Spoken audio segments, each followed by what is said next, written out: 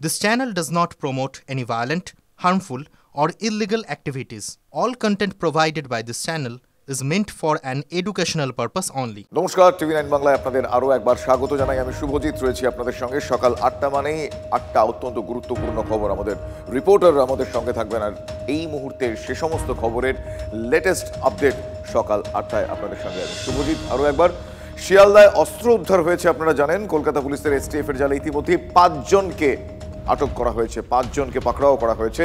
সুরেন্দ্রনাথ কলেজের কাছেই অস্ত্র নিয়ে ঘোরাফেরা দুষ্কৃতীদের এমজি রোডের অটো স্ট্যান্ড থেকে গ্রেফতার ৫ দুষ্কৃতীকে। ধৃতদের কাছ থেকে 7mm পিস্তল পাওয়া গিয়েছে ওয়ান শটার, 15টি গুলি পাওয়া গিয়েছে। পাচার নাকি অন্য কোনো উদ্দেশ্যে অস্ত্র নিয়ে জড়ো হয়েছিল দুষ্কৃতীরা? আমি ঠিক এই প্রশ্ন নিয়ে যাবো আমার সহকর্মী সুপ্রিয়র কাছে। সুপ্রিয়, এভাবে প্রকাশ্যে একটার পর একটা দুষ্কৃতীর তাণ্ডব, এই ঘটনা আরও একবারে প্রশ্ন, এক্ষেত্রে পার্টিকুলারলি দুষ্কৃতীরা কি উদ্দেশ্যে জড়ো হয়েছিল, কি উদ্দেশ্যে এই অস্ত্রশস্ত্র নিয়ে তাদের এই ধরনের কাণ্ড কারখানা? দেখো, এসটিএফ এর গোয়েন্দারা, তাদের কাছে কিন্তু কলকাতা পুলিশের গোয়েন্দাদের কাছে স্পেসিফিক ইনফরমেশন ছিল এবং তার উপরে ভিত্তি করেই গতকাল সন্ধ্যাতে মুচিপাড়া থানা এলাকার সুরেন্দ্রনাথ কলেজের ঠিক উল্টো দিকে যে অটো স্ট্যান্ড রয়েছে সেই জায়গাতে কয়েকজন যুবক, যাদেরকে প্রায় সন্দেহভাজনভাবেই ঘোরাফেরা করতে দেখে তদন্তকারীরা, এবং তাদেরকে আটক করে তাদের কাছে তল্লাশি চালিয়ে তুমি যেমনটা বললে যে 7mm semi automatic fire arms অর্থাৎ আগ্নেয়াস্ত্র এবং তার সঙ্গে বেশ কয়েক রাউন্ড, প্রায় 15 রাউন্ডের কাছাকাছি কার্তুজ উদ্ধার করেছে তদন্তকারীরা। এবং এখান থেকেই কিন্তু তদন্তকারীরা যেটা মনে করছেন যে কোনো রকম অপরাধ সংগঠিত করার জন্যেই কিন্তু এই 5 যুবক তারা একত্রিত হয়েছিলেন, এবং যাদেরকে পুলিশ গ্রেপ্তার করেছে তাদের বিরুদ্ধে নির্দিষ্ট আর্মস অ্যাক্টে মামলা রুজু করে ইতিমধ্যে তদন্ত শুরু হয়েছে। এবং এরা প্রত্যেকেই কিন্তু উত্তরপ্রদেশের বাসিন্দা, অর্থাৎ ভিন রাজ্য থেকে তারা সকলেই কলকাতাতে এসেছিল, এবং এখানে আসার পর তারা এই আগ্নেয়াস্ত্র কি তারা সঙ্গে করে নিয়ে এসেছিল, নাকি এখানে আসার পর তাদেরকে কেউ সাপ্লাই দিয়েছিল বা সরবরাহ করেছিল, এবং এই আগ্নেয়াস্ত্র নিয়ে তাদের কি কোনো রকম কোনো অপরাধ সংগঠিত করার পরিকল্পনা ছিল, নাকি এগুলো তারা বিক্রির জন্য নিয়ে এসেছিল বা সাপ্লাই করার জন্য নিয়ে এসেছিল, এদেরকে দিয়ে কেউ ক্যারিয়ার হিসেবে পাঠিয়েছিল। এই জায়গাগুলোই এখন নির্দিষ্ট বা স্পেসিফিক তথ্য তদন্তকারীরা এই 5 জনকে জিজ্ঞাসাবাদ করে তাদের কাছ থেকে জানার চেষ্টা করছেন। তবে এদের 5 জনের বিরুদ্ধে মুচিপাড়া থানাতে নির্দিষ্ট আর্মস অ্যাক্টে মামলা রুজু হয়েছে এবং তাদের প্রত্যেককেই আজকে আদালতে পেশ করা হবে। পুলিশের তরফ থেকে এদেরকে হেফাজতে চেয়ে আবেদন জানানো হবে। তার কারণ তোমাকে যেটা বললাম যে এদের ঠিক কি উদ্দেশ্য ছিল, কি কারণে সেই উদ্দেশ্য কি জানতে পারা যাবে হয়তো তদন্তের সঙ্গে সঙ্গে। আপাতত তোমায় ধন্যবাদ জানাই সুপ্রিয়, কিন্তু এক্ষেত্রে উত্তরপ্রদেশ যোগ সেটা জানতে পারা যাচ্ছে। আশা করা যায় এদের কি উদ্দেশ্য ছিল সেটা অনতিবিলম্বে খুব শীঘ্রই জানতে পারা যাবে। ধন্যবাদ সুপ্রিয়। আতঙ্কে আছি, দেখছি এরকম ভয় লেগে গেল দেখে যে কোথায় যে হয়তো ডাকাতি উদ্দেশ্যে এসেছিল, এটাই শুনে ভয় লাগছে। দেখেও ভয় লাগছিল যেভাবে মারপিট চলছিল। হ্যাঁ, পালাবার চেষ্টা করছিল তো। আসলে সাম্প্রতিক কয়েকটা ঘটনায় একথা বলতে বাধ্য হচ্ছি যে এই গুলি বন্দুক এ রাজ্যে একেবারে খোলামকুচি হয়ে গিয়েছে। ভলিবল টুর্নামেন্টে গুলি চালানো আপনাদের নিশ্চয়ই মনে আছে। এবার পিকনিকে গুলি চলেছে। গতকাল নৈহাটিতে পিকনিকে শূন্যে গুলি চালানোর অভিযোগ, 2 অভিযুক্তকে পুলিশ গ্রেফতার করেছে। ধৃতদের কাছ থেকে 7mm পিস্তল পাওয়া গিয়েছে। মজার ছলেই তারা গুলি চালিয়েছে বলে জেরায় ধৃতরা জানিয়েছে, এমনটা পুলিশ দাবি করছে।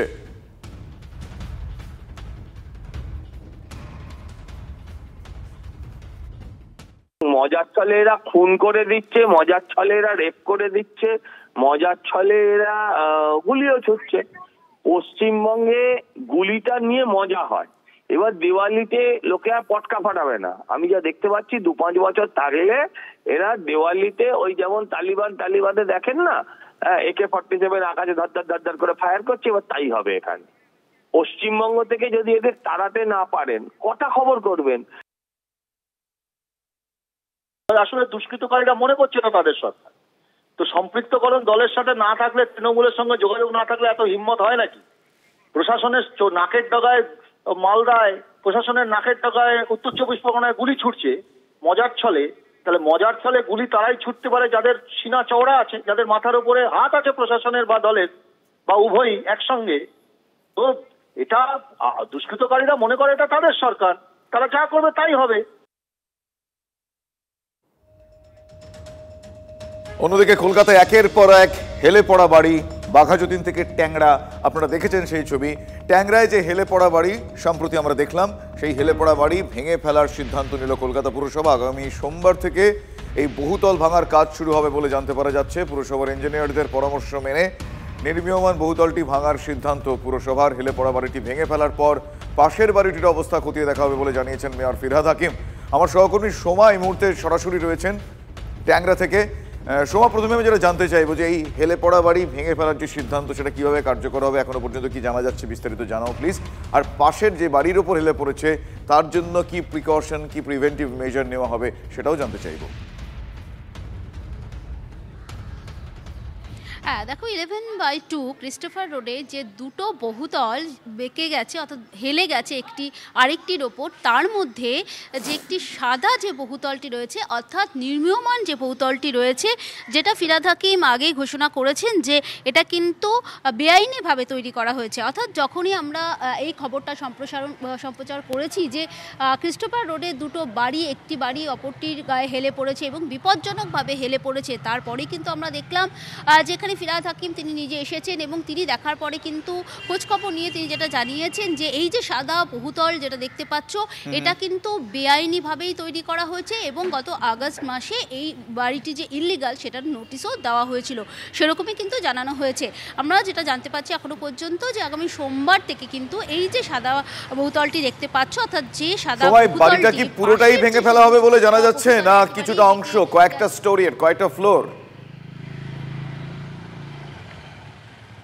না দেখো, পুরোটাই কিন্তু ভেঙে ফেলা হবে, কারণ আমরা কিন্তু দেখেছি যে পুরসভায় আগে যেটা করা হতো যে কোনো বাড়ি হেলে পড়লে ওপরের অংশটা ভেঙে ফেলা হতো, কিন্তু এক্ষেত্রে এবং যেহেতু এটা ইল্লিগাল ভাবে তৈরি করা হয়েছে তাই সাদা যে বহুতল সেই বহুতলটি ভেঙে ফেলা হবে পুরোপুরি। পাশেই যে সবুজ বাড়িটি রয়েছে অর্থাৎ যে আবাসনে মানুষজন বাস করছেন সেই আবাসনটা ভাঙা হবে কিনা সে বিষয়ে পরবর্তী সময়ে সিদ্ধান্ত নেওয়া হবে, কারণ এখানে পুরসভার ইঞ্জিনিয়াররা তারা আসবেন এবং এই বাড়িটি পরিকাঠামোগতভাবে কতটা মজুত। বুঝতে পেরেছি সোমা। আরো একটা বিষয় কৌতূহল বশত অনেকেরই সেই কৌতূহল থাকে, অনেকেরই সেই প্রশ্ন থাকে যে এই বাড়ির বাসিন্দারা যারা থাকতেন তাদের জন্য কি বন্দোবস্ত, তাদের কি ব্যবস্থা, কারণ তারা খুব স্বাভাবিকভাবেই সেই বিষয়টা নিয়ে এই বাড়িতে মানে যারা থাকতেন বা থাকার প্ল্যান করেছিলেন কেউ কি থাকতেন, সেই বিষয়টা একটু জানতে চাইবো আমি। হ্যাঁ দেখো, এই যে সবুজ বাড়িটি দেখতে পাচ্ছ এই বাড়িতে কিন্তু 8টি ফ্যামিলি আছে, অর্থাৎ এই বাড়িটিও কিন্তু একেবারেই হেলে পড়েছে পাশের জায়গাতে। দেখো, পুরসভার তরফ থেকে কিন্তু এই বাড়িটিকে বিপজ্জনক বাড়ি হিসেবে ঘোষণা করা হয়েছে এবং সেই কিন্তু যে একটা লিস্ট সেটাও কিন্তু এখানে টাঙানো হয়েছে বিপজ্জনক বাড়ি বলে। কিন্তু এই এতগুলো মানুষ, এখানে 8টা ফ্যামিলি থাকে, সেই মানুষজন এই অবস্থায় কোথায় যাবেন, তাদের মাথার ওপরে কিন্তু একেবারেই আকাশ ভেঙে পড়েছে, কারণ তারা কিন্তু বলছেন যে তাদের তো কোনো দোষ নেই, তাদের যে আবাসন অর্থাৎ তাদের যে ফ্ল্যাটটি রয়েছে নির্মীয়মান ফ্ল্যাটটি কিন্তু তাদের দিকেই বেঁকে গিয়েছে। ফলে এই অবস্থায় তারা কি করবেন, ফলে তারাও কিন্তু চরম অসহায়তার মধ্যে দিয়ে দিন কাটাচ্ছেন। ধন্যবাদ সোমা, ধন্যবাদ। কথা বলছিলাম আমার সহকর্মী সোমার সঙ্গে। সোমা আপনাদের দেখাচ্ছিলেন এই মুহূর্তে ট্যাংরায় হেলে পড়া বাড়ি, সেই হেলে পড়া বাড়ি ভেঙে ফেলার সিদ্ধান্ত নিয়েছে পুরসভা। আগামী সোমবার থেকে সেই ভেঙে ফেলার কাজ, ভাঙার কাজ শুরু হবে। কি বলেছেন মেয়র ফিরহাদ হাকিম, শোনাবো আপনাদের। কোনো রিপোর্ট দেয়নি, তবে একটা সাজেশন দিয়েছে যে ওর ড্যামেজটা হচ্ছে পাশের বাড়ির ইয়ের জন্য। তো আমরা এবার নির্ণয় নিয়েছি পাশের বাড়িটা যেটা ইলিগাল, যেটা নোটিশ সেই জুলাই মাস থেকে দেওয়া ছিল না, 8 মানে কি মাস, অগাস্ট থেকে দেওয়া ছিল, ওটা হয়ে 408 করে সেটাকে ভাঙা স্টার্ট করবে। ওই বাড়িটা ভেঙে দিলে হয়তো এই বাড়িটা তারপরে স্ট্রাকচার ইঞ্জিনিয়ার হয়তো স্টেবিলিটি দিতে পারে। হ্যাঁ, সাদা বাড়ি। অন্যদিকে তিলোত্তমা ধর্ষণ খুন মামলায় ফাঁসি চেয়ে হাইকোর্টে আবেদন করেছে রাজ্য সরকার। রাজ্যের এই এখতিয়ার কি আদৌ আছে? এই মামলার শুনানিতে তিলোত্তমার পরিবার জানিয়ে দিল যে আপাতত সঞ্জয় রায়ের ফাঁসি তারা চাইছেন না। সঞ্জয়ের ফাঁসি চেয়ে রাজ্যের দায়ের করা যে মামলা, সেই মামলা কি গৃহীত হবে এ প্রশ্ন কিন্তু আছে। হাইকোর্টের পর্যবেক্ষণ ঘিরে তাই এই মুহূর্তে এই গোটা মামলায় জোর জল্পনা।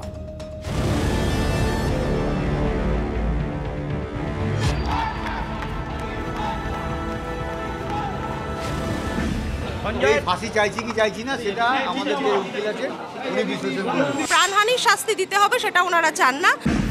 নিম্ন আদালতের শাস্তি এবং উচ্চ আদালতে শুনানির মাঝে মাত্র কয়েকদিনের ফারাক, তার মধ্যেই নতুন বাঁক নিল আরজিকর মামলা। সঞ্জয়ের ফাঁসি চাইছে না তিলোত্তমার পরিবার। তিলোত্তমা ধর্ষণ খুনে সঞ্জয় রায়ের ফাঁসির দাবিতে হাইকোর্টে মামলা করে রাজ্য সরকার। রাজ্যের মামলা করার এখতিয়ার নিয়ে প্রশ্ন তুলে এবং সঞ্জয়ের সর্বোচ্চ সাজা চেয়ে হাইকোর্টে যায় সিবিআই। মামলায় অংশ নেন তিলোত্তমার মা বাবাও। সোমবার বিচারপতি দেবাংশু বসাক এবং বিচারপতি সব্বর রশিদির বেঞ্চে ওঠে সেই মামলা। শুনানিতে তিলোত্তমার পরিবার স্পষ্ট করে দেন এই মুহূর্তে তারা সঞ্জয়ের ফাঁসির সাজা চাইছেন না। কেন? আমরা চাইছি যারা যারা এই ঘটনার সঙ্গে জড়িত সবাই সামনে আসুন, সবাইকে তদন্তের আওতায় এনে বিচার ব্যবস্থার আওতায় এনে চরম শাস্তি দেওয়া হোক। ফাঁসি চাইছি কি চাইছি না সেটা আমাদের যে উকিল আছে উনি বিশ্লেষণ করবেন। তার কারণ আমি ওনাদের সাথে অনেকবার কথা বলেছি, যিনি বাবা মা আছেন ভিকটিমের, ওনাদের বক্তব্য যে ওনার মেয়ের প্রাণ গেছে মানেই যে বাকি যারা দোষী তাদেরকে প্রাণহানির শাস্তি দিতে হবে সেটা ওনারা চান না। ওনারা চান সর্বোচ্চ শাস্তি যেটা কোর্ট মনে করেছে দিয়েছে সেই শাস্তি যাতে কায়েম থাকে এবং বাকি যারা আছে অ্যাকিউজ যাদের চার্জশিট এখনো জমা পড়েনি সেটা যেন খুব তাড়াতাড়ি পড়ে এবং ট্রায়াল শুরু হয়। এদিনও রাজ্য পুলিশ এবং সিবিআই এর তদন্ত নিয়ে প্রশ্ন তোলেন নির্যাতিতার পরিবার এবং তাদের আইনজীবীরা। এই অ্যাপিলটা ফাইল করেছে স্টেট, অ্যাপিলটা ফাইল করেছে সেন্ট্রাল ইনভেস্টিগেশন অথরিটি সিবিআই। তারা ক্যাপিটাল পানিশমেন্ট চেয়ে যখন অ্যাপিল করেছে তখন যে ট্রায়াল কোর্টের বিচারক তিনি অসন্তোষ প্রকাশ করেছেন তদন্ত নিয়ে। আমরাও অসন্তোষ প্রকাশ করছি দীর্ঘদিন ধরে তদন্ত নিয়ে। আমরা বলছি যারা মূল অপরাধী তারা এখন ধরা পড়েনি, তাই আমরা বলছি যে এই মুহূর্তে এই অ্যাপিলে আমরা ক্যাপিটাল পানিশমেন্ট চাই না। আমরা চাই যারা মূল অপরাধী তারা ধরা পড়ুক, তাদের কড়া সাজা হোক। রাজ্য সরকার এবং সিবিআই দুপক্ষই আবার সঞ্জয়ের সর্বোচ্চ সাজা চেয়ে আবেদন করেছে। বিচারপতি দেবাংশু বসাকের প্রশ্ন, সেক্ষেত্রে দুটি মামলা কি গ্রহণ করা সম্ভব? সিবিআই এর আইনজীবী জানান রাজ্য সরকারের এই মামলা করার কোনো এখতিয়ার নেই। আদালত যাবতীয় রেকর্ড সিবিআই এর হাতে তুলে দিয়েছিল। তদন্ত ট্রায়াল কোনো কিছুতেই রাজ্যের ভূমিকা ছিল না। পাল্টা রাজ্যের তরফে এজি কিশোর দত্ত জানান মামলা দায়ের করার এখতিয়ার রাজ্যের আছে। তার সপক্ষে সুপ্রিম কোর্টে বিভিন্ন মামলার রেফারেন্সও তুলে ধরেন তিনি। সব পক্ষের বক্তব্য শুনে রায়দান স্থগিত রেখেছে ডিভিশন বেঞ্চ। তাদের পর্যবেক্ষণের ওপর নির্ভর করছে এই মামলার গতি প্রকৃতি এবং সঞ্জয়ের ভবিষ্যৎ। শ্রাবন্তী সাহার রিপোর্ট, TV9 বাংলা। তিলোত্তমা ধর্ষণ খুনের পুনরায় তদন্ত চেয়ে সুপ্রিম কোর্টের প্রধান বিচারপতি সঞ্জীব খান্নাকে চিঠি আইনজীবী এবং সমাজকর্মীদেরও। নিম্ন আদালতের রায়ে কলকাতা পুলিশের তদন্ত ঘিরে একাধিক প্রশ্ন উঠছে। কলকাতা পুলিশের তদন্তের বাইরে সিবিআই এর তদন্ত এগোয়নি নিম্ন আদালতের বিচারকের এই পর্যবেক্ষণের উল্লেখ রয়েছে চিঠিতে। কেন তড়িঘড়ি মৃতদেহের সৎকার, কেন সেমিনার কক্ষ চত্বর ভাঙা হলো, এসব প্রশ্নের উত্তর এখনো পর্যন্ত মেলেনি। সিবিআই সাপ্লিমেন্টারি চার্জশিট কথা বললেও এখনো তা দেওয়া হয় না। বৃহত্তর ষড়যন্ত্রের সম্ভাবনার কথা বলেও নিষ্ক্রিয় সিবিআই। চিঠিতে এইসব বিষয় উল্লেখ করে প্রধান বিচারপতির কাছে পুনর্তদন্তের নির্দেশ দেওয়ার আর্জি একদল আইনজীবী এবং সমাজকর্মীদের। শহরে আবারও প্রতারণার ঘটনা। ডিজিটাল অ্যারেস্টের ভয় দেখিয়ে টাকা আত্মসাৎ। দিল্লি পুলিশের নাম করে সাইবার প্রতারণা। প্রায় 13.5 লক্ষ টাকা খোয়ালেন গোলপার্কের দম্পতি। সাইবার প্রতারণার খপ্পরে পড়ে মানসিকভাবে বিপর্যস্ত পরিবার। আর্থিক তছরূপে জড়িত আছেন এই বলে গোলপার্কের বাসিন্দা শুভাশিস রায়কে ভয় দেখায় প্রতারকরা। দিল্লি পুলিশের নাম করে ফোন প্রতারকদের, পরে ইডির হাতে গ্রেফতারির ভয়ও দেখায় প্রতারকরা। ভয় দেখিয়ে প্রায় 17 লক্ষ টাকা দিতে বাধ্য করে প্রতারকরা। প্রতারিত হয়েছেন বুঝে গড়িয়াহাট থানায় অভিযোগ দায়ের করেন সেই দম্পতি। পরে 3.5 লক্ষ টাকা উদ্ধার করে সাইবার সেল।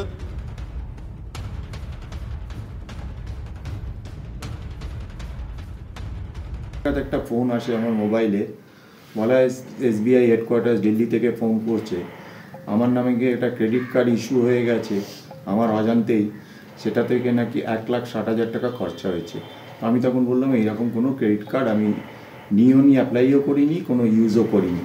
তখন বললো এটা তো তাহলে আপনাকে একটা দিল্লি পুলিশ যেহেতু এটা ইনভেস্টিগেট করছে এটা দিল্লি পুলিশকে জানাতে হবে বলে ওরা লাইনটা ট্রান্সফার করলো দিল্লি পুলিশকে। ভিডিও কল যখন ওই করলো মোবাইলে, তখন দেখলাম দিল্লি পুলিশের ইউনিফর্ম পরা সবাই বসে রয়েছে, বিরাট টেবিলে বসে রয়েছে, সব কথাবার্তা বলছে এবং আমাকে বলা হলো যে আপনি শুধু আপনার নামে শুধু এটা করা হয়নি, আপনার নামে একটা ইডির অ্যারেস্ট ওয়ারেন্ট বেরিয়েছে। 1 ঘন্টার মধ্যে দেখলাম আমার নামে একটা ইডির নোটিশ আসছে, তাতে লেখা রয়েছে আমাকে কি অ্যারেস্ট করা নাকি হবে। 17 লাখ রুপিস গেছে। তারপর যখন আমরা দেখলাম যে ওদের ফোন করার কোনো কিছুই পাচ্ছি না ফোনের মাধ্যমে, সব কিছু যে হোয়াটসঅ্যাপে যে ছবিগুলি ছিল সেগুলিও নেই। গড়িয়া থানাতে ঘটনাটা বলার পর এবং একটা জিডি করলো, সঙ্গে সঙ্গে ওরা একটা এফআইআর করলো। কিছুদিন পর আমাদের সাইবার সেল থেকে ফোন করে বললো যে আপনাদের একটা 3.5 লাখ টাকা হোল্ড করা হয়েছে, আপনারা সঙ্গে সঙ্গে আপনারা তাড়াতাড়ি কোর্টের একটা নিয়ে আসুন, নোটিশ নিয়ে আসুন। তো বাই দিস টাইম কিছু উকিল আমার সাথে কন্ট্যাক্ট করলো, কিন্তু ওনারা বললো 3.5 লাখ টাকা আপনাকে পাইয়ে দেবো, আমাকে 1 লাখ টাকা দিতে হবে। খেলোয়াড় সংখ্যা 36, কিন্তু ট্রেনে সংরক্ষিত টিকিট মানে রিজার্ভেশন রয়েছে 6 জনের। জাতীয় গেমস খেলতে গিয়ে চূড়ান্ত অব্যবস্থার শিকার হতে হলো বাংলার খো খো খেলোয়াড় পুরুষ এবং মহিলা দলের সদস্যদের। একই অবস্থা মহিলা ফুটবল দলেরও। মেঝেতে শুয়ে বসেই 36 ঘন্টা ট্রেন যাত্রা। আমার সহকর্মী কৌস্তব আমার সঙ্গে এই মুহূর্তে টেলিফোন লাইনে রয়েছেন। কৌস্তব, আমি জানতে চাইবো এই অব্যবস্থার কারণ কি জানা যাচ্ছে, কি করে এরকম এ ধরনের অব্যবস্থা হলো?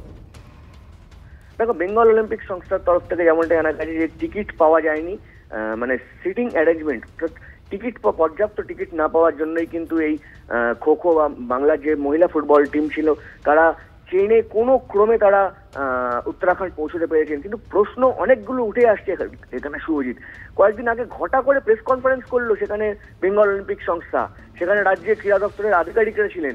সেখানে বলা হলো যে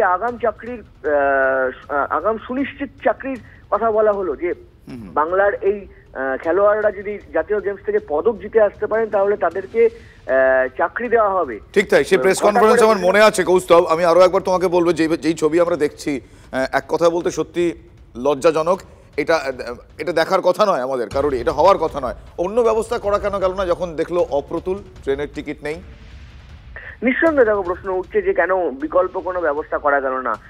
তারা বলছেন যে সময় ছিল না। তাহলে কি কেন সময় ছিল না? উত্তরাখণ্ডে ন্যাশনাল গেমস, এটা তো অনেকদিন আগে থেকেই জানা ছিল। একগুচ্ছ প্রশ্ন উঠছে যে তাহলে কেন পর্যাপ্ত সময়, অনেকদিন সময় জানা সত্ত্বেও কেন বিকল্প ভাবে তাদেরকে পাঠানো গেল না? ট্রেনে কোনো রকমের মেঝেতে বসে তারা 36 ঘন্টা ট্রেন জার্নি করে গেলেন, কিংবা একটা সিটে গাদাগাদি করে 2-3 জন বসে কোনো রকমের সিট শেয়ার করে কোনো রকম ভাবে তারা এইভাবে গেলেন। এটা নিঃসন্দেহে চূড়ান্ত অব্যবস্থা, যে ছবিটা দেখা গেছে। একেবারে চূড়ান্ত অব্যবস্থা তো বটেই, সেটার বলার অপেক্ষা রাখে না কৌস্তব। কিন্তু পাশাপাশি এই ছবি একেবারেই সম্মাননীয়। এই খেলোয়াড়দের প্রাপ্য নয়, তার অন্য ব্যবস্থা করা যেত বলে এখনো পর্যন্ত মনে হচ্ছে আমাদের। ধন্যবাদ কৌস্তব। অন্যদিকে ডোনাল্ড ট্রাম্পের সঙ্গে ফোনে কথা বলে নরেন্দ্র মোদী মার্কিন প্রেসিডেন্টের সঙ্গে দ্বিপাক্ষিক বিষয় নিয়ে আলোচনা করেছেন এদেশের প্রধানমন্ত্রী। দ্বিতীয়বার প্রেসিডেন্ট হওয়ার পর ট্রাম্পের সঙ্গে কথা নরেন্দ্র মোদীর। ঐতিহাসিক জয়ের জন্য ট্রাম্পকে অভিনন্দন জানিয়েছেন প্রধানমন্ত্রী। ট্রাম্পের সঙ্গে টেলিফোনে কথোপকথনের কথা জানিয়ে এক্স হ্যান্ডেলে পোস্ট করেছেন নরেন্দ্র মোদী। তিনি লিখেছেন, আমার প্রিয় বন্ধু প্রেসিডেন্ট ডোনাল্ড ট্রাম্পের সঙ্গে কথা বলে আনন্দিত হলাম। তাঁর ঐতিহাসিক দ্বিতীয় মেয়াদের জন্য অভিনন্দন জানালাম। আমরা পারস্পরিক উন্নয়ন এবং বিশ্বস্ত অংশীদারিত্বের জন্য প্রতিশ্রুতিবদ্ধ। আমরা আমাদের জনগণের কল্যাণে এবং বিশ্বের শান্তি, সমৃদ্ধি ও নিরাপত্তার জন্য একসঙ্গে কাজ করব।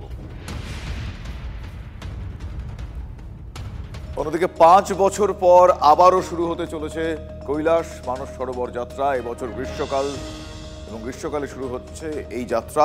এর পাশাপাশি চীন এবং ভারতের মধ্যে আবারও শুরু হচ্ছে সরাসরি বিমান পরিষেবা। 2020 সালে কোভিড অতিমারির কারণে এই যাত্রা বন্ধ হয়ে যায়। তারপর গালওয়ান সংঘাতের জেরে ব্যাপক অবনতি ঘটে ভারত চীন সম্পর্কে।